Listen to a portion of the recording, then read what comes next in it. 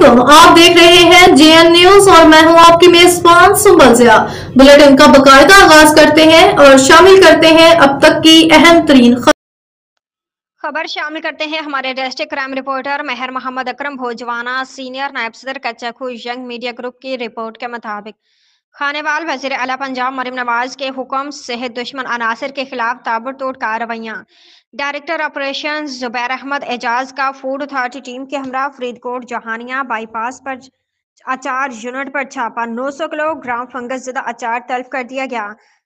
Production unit को 1.5 लाख रुपए जुर्माना आयद कर दिया गया। दौरान इंस्पेक्शन फफूंदी ज़दा और बदबूदार अचार बरामद किया गया। इंतहाई गंदगी के माहौल में अचार की तैयारी और स्टोरेज की जा रही थी। Mohammad Asim Javed food safety team ने गैर माहिर अचार तल्फ करके मालिकान को भारी जुर्माना आयद कर दिया। खुराक की तैयारी में गफलत और कोताही बरतने वालों को कोई रियायत नहीं दी जाएगी। मोहम्मद आसिम जावेद।